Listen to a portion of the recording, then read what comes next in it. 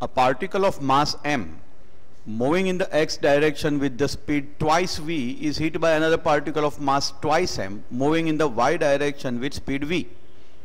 If the collision is perfectly inelastic, the percentage loss in the kinetic energy during the collision is close to.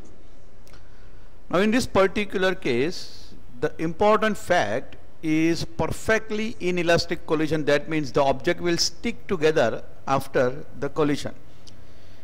It is also to be understood that maximum loss of energy takes place in such kind of collision.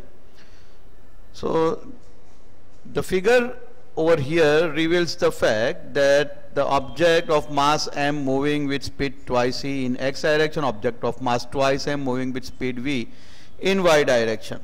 In any collision, whether it is elastic or inelastic, momentum is always conserved, because we require to also calculate the final speed for getting the final kinetic energy, and that can be obtained with conservation of momentum. So from momentum conservation,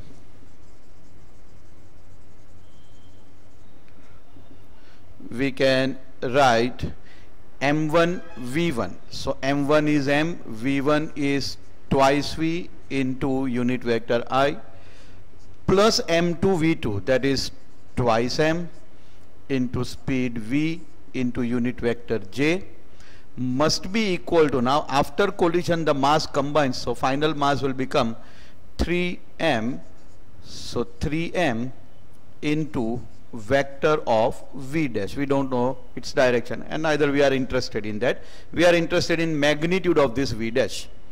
We can very well see the cancellation of mass term on both the side. So cancelling out the mass term on both the side, we can now simplify this as twice v by 3i plus twice v by 3j is equal to vector v dash. So that gives magnitude of the final speed as root 2 into twice v by 3. Now we are interested in finding the loss occurring in kinetic energy, so we can proceed further in this particular case. Initial kinetic energy,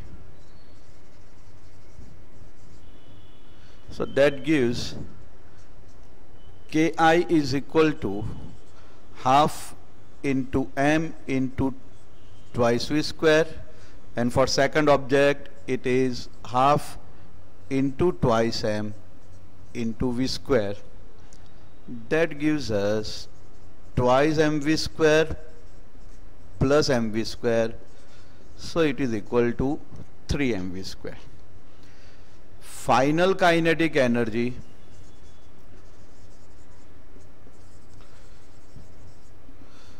so that can be written as Kf is equal to half into mass is now 3m and speed is 2 root 2 by 3 into v and square of that quantity.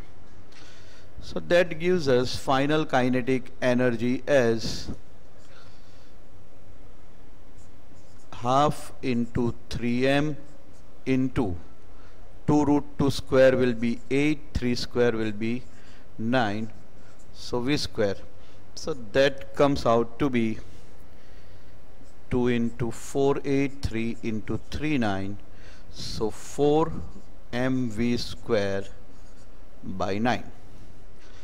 Percentage of loss in kinetic energy, that would be equal to Kf, so 4 by 9 mv square minus Ki, so that is 3 mv square, divided by Ki, that is 3 mv square into 100. On simplification, that comes out to be minus of 5 by 9 into 100. Negative sign is bound to occur because final energy will be lesser than initial energy. There is loss of energy. We get minus 55.5%, which can be approximated to 56%. So correct option in this case is option B.